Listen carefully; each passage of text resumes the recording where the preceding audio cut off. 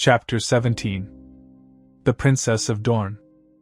The smell of death, piss, and shit hung heavily in Harrenhal, which reminded Jaime of King's Landing. That alone was reason enough for Jaime to get as far away from this cursed castle. Harrenhal has been granted to Peter Baelish by his father, and Jaime hoped the curse would take that worm. The new Lord of Harrenhal has so far not even deigned to visit his castle, and the Freys had converted the castle into a prison. The Mountain's men also called this cursed place their lair, and by the looks of it, the place mirrored 7 hells. From Jaime's inspection, he gleaned that the Mountain's men had turned the place into a personal hell of riverlands. He had seen the large stack of bodies that were waiting to be buried, and he nearly wretched.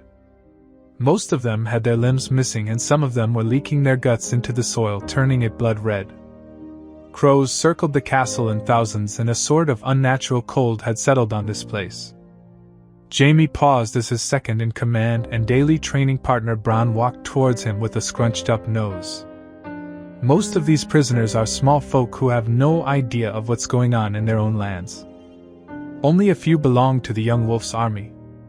Bronn reported deserters from the Northern Army? Asked Jaime. Nay, they are survivors. Looks like the Freys didn't get them all, and I bet some of them joined the Brotherhood without banners. Can't even do anything properly. You have shitty allies. Bronn commented in his usual brazen way. Don't I know it? Jaime muttered as he scowled at some of the Freys that ran around the castle like little rats. It burned him to work with these filthy little shits, but he has no choice in the matter. I've to warn ya. That Septon Knight has been asking for ya. That gave Jaime pause. Sir Bonifer Hasty? He asked curiously. Yes, that one. He has been loudly complaining about the mistreatment of the prisoners and small folk. Expect him to pay you a visit. Let's go visit him before that happens, said Jaime as he walked around Bronn, but the Knight of Blackwater Bay was quick to follow. You want to speak with that mad preacher? Don't tell me you have found religion as a solace? I thought you Lannisters were made of thicker skin, said Bronn. Far from it, Sir Bronn. I mean to have Sir Bonifer and his host of men to hold Harrenhal. After what the Mountain's men did to the small folk, a gentle touch is warranted on these lands, said Jaime. Never took you for a kind-hearted man, Bronn commented with a scrunched-up nose. I am not. I merely need the Mountain's men at some other place. A look of understanding crossed Bronn's face. To Riverrun the fuckers go, said Bronn. Yes, indeed.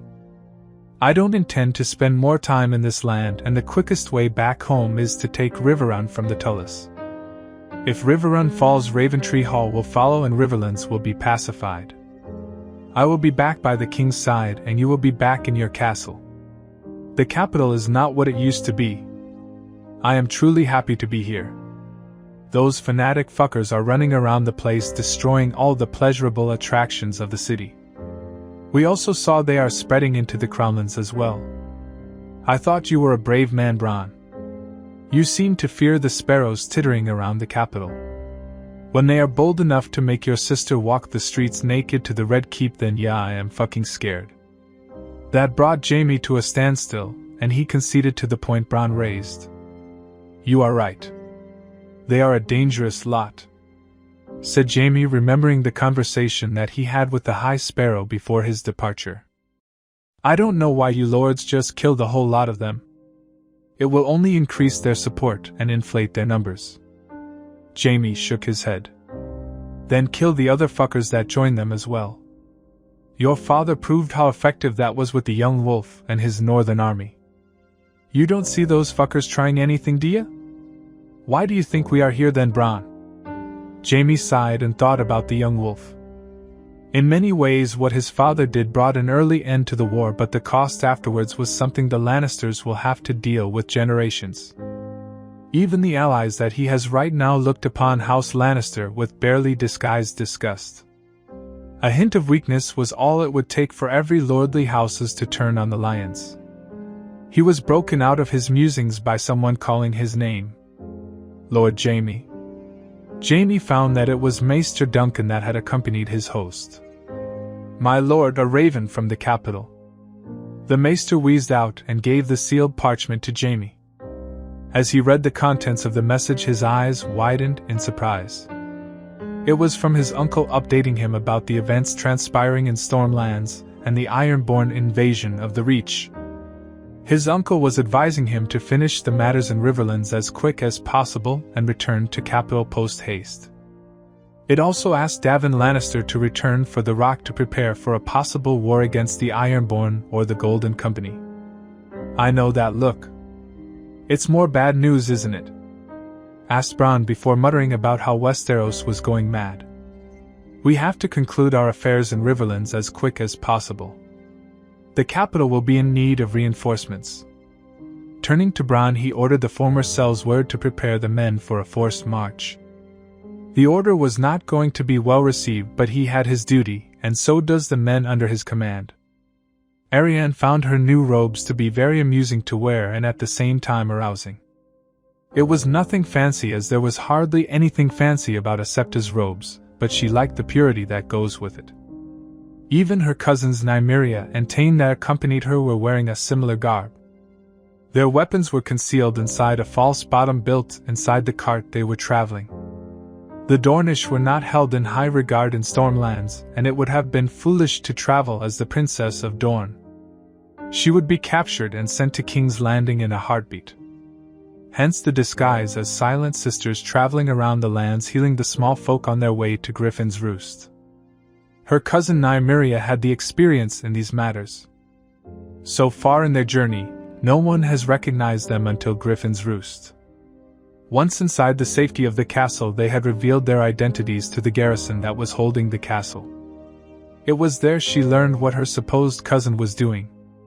The whole countryside was ripe with rumors of the fall of Storm's End. Most of it was, as usual, unbelievable tales. Some rumors had it the castle was burned down by dragon fire. Another story tells the tale of Aegon paying a hefty sum of gold to the defenders of the castle to surrender. Another story had it that Aegon and his men climbed a mountain of corpses to breach the wall, as the dead had piled up outside the walls of Storm's End. But it was in Griffin's Roost that she learned the truth of the matter. Apparently, her cousin had personally led the attack on the castle. It was not clear how he breached the walls, but somehow he managed to sneak in with his men and force the garrison to surrender after a brief battle. Then the next target of her cousin was House Estermont. They promptly bent the knee when a sizable host marched into their castle. The same thing happened to Brownsgate, Haystack Hall, Grandview, Crow's Nest and Fellwood.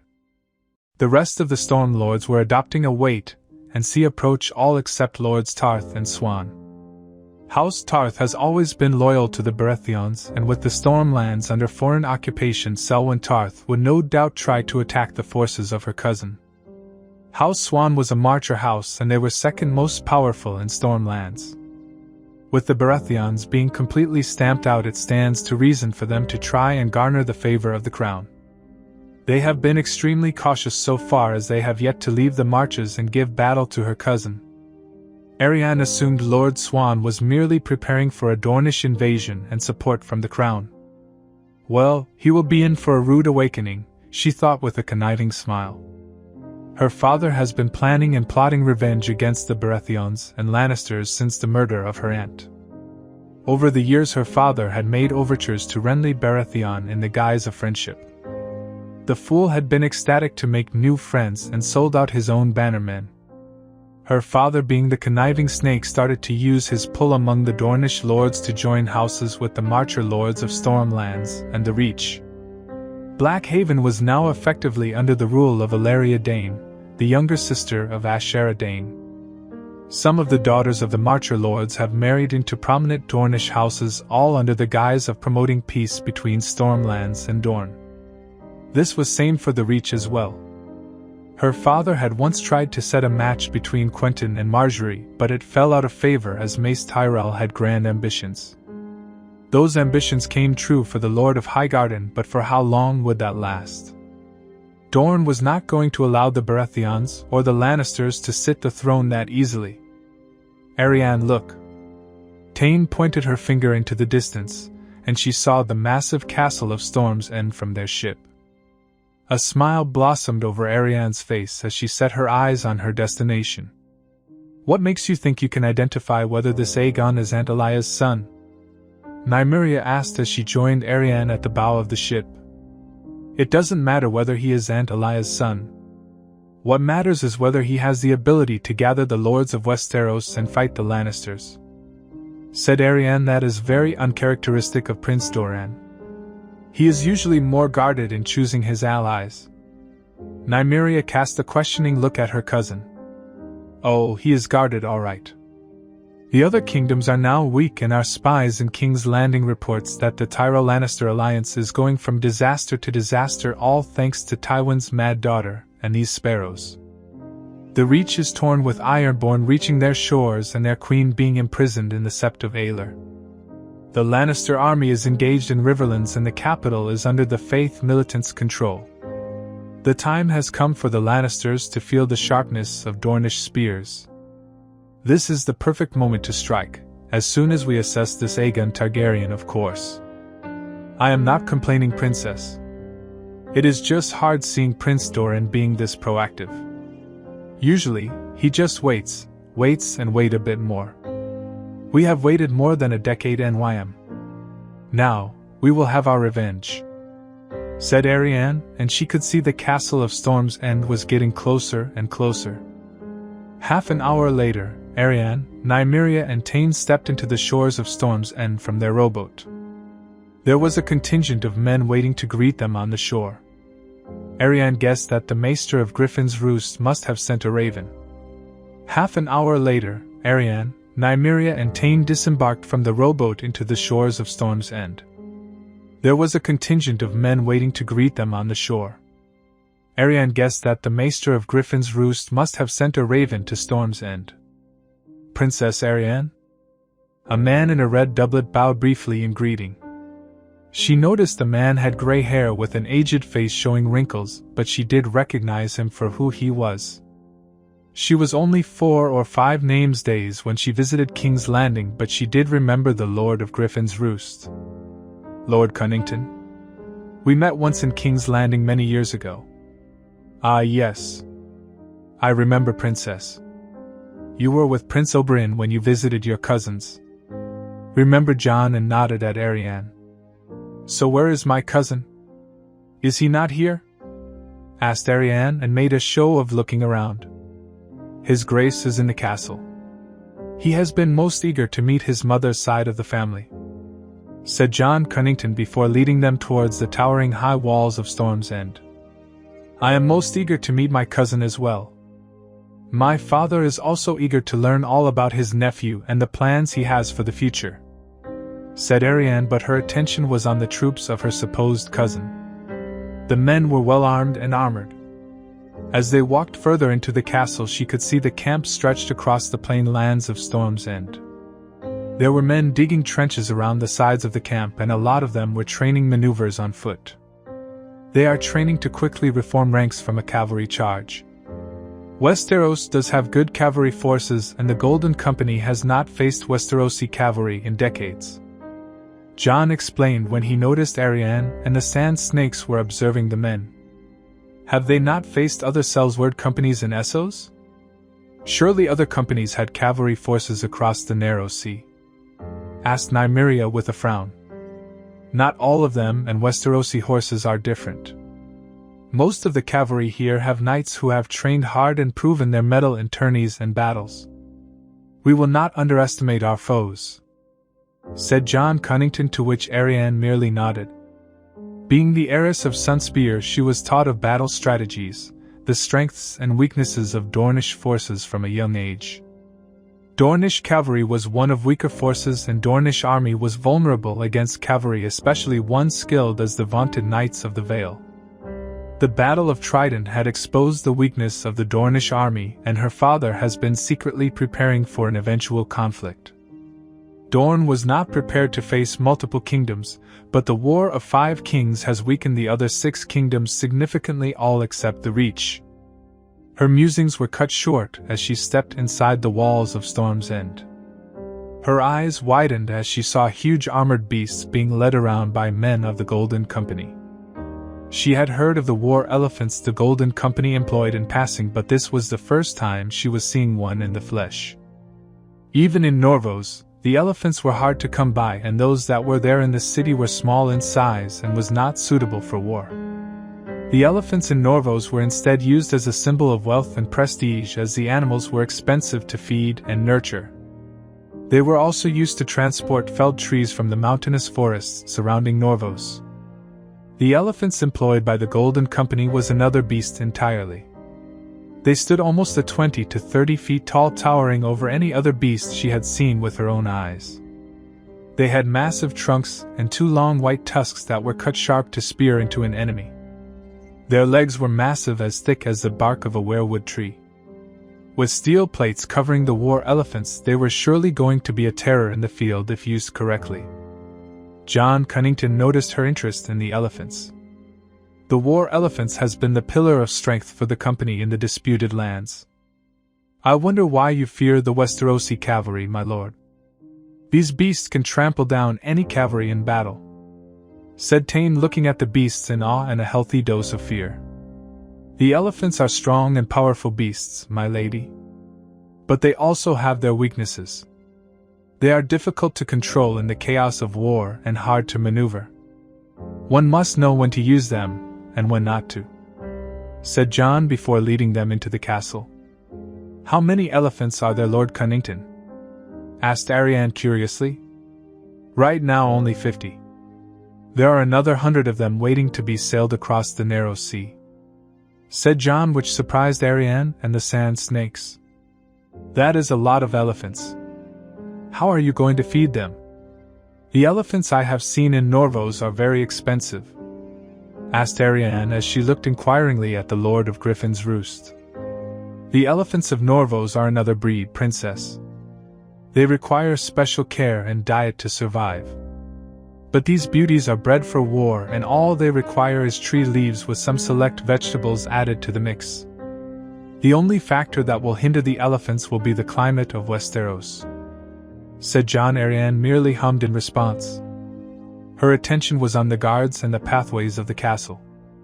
She had never been to the ancient seat of Storm Kings before, and now that she had laid eyes on it, she had to say that it looked intimidating. She didn't know why, but the structure just oozed power and commanded respect from anyone that lay eyes upon it. Comparatively, Sunspear would be a pleasure palace. Storm's End, on the other hand, was a proper castle built for war. They walked in silence for a few minutes before John Cunnington led them into a large hall. Arianne realized that it was the throne room of the Storm Kings of old. On a dark gray throne, her supposed cousin sat, looking regal as any king would be. He has the looks of a Targaryen, but that doesn't mean he is Elaya's son, she mused, but her 2 cousins quickly fell into a curtsy as their names were announced. I had hoped to meet my mother's family for quite some time. You are welcome in these halls, Princess Arianne, cousins Nymeria and Tane, said Aegon as he stood up from his throne and descended down to their level. House Martell was very surprised to learn of the survival of one of Elaya's children. My father has tasked me with learning the truth of his nephew's survival. You doubt I am Aegon Targaryen? Asked Aegon with a raised eyebrow, but Arianne could see the way his eyes tightened at the corners. Everyone you would meet will doubt you are Aegon Targaryen. The whole of Westeros knows you to be dead. It is difficult for us to believe you are who you say you are.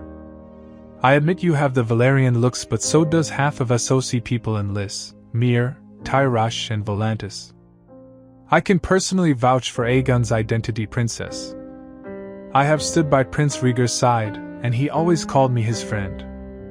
Isn't my word enough to convince the Prince of Dorne or yourself? Asked John with a frustrated look. Looks like this is a common enough query that the Griffin Lord has been dealing with since landing on Westeros, Arianne mused.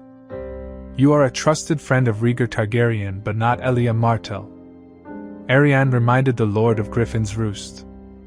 She knew some of the details of what had happened in King's Landing during the Mad King's reign. Her uncle Oberyn had spoken about Lord Cunnington and his blind love for Rhaegar.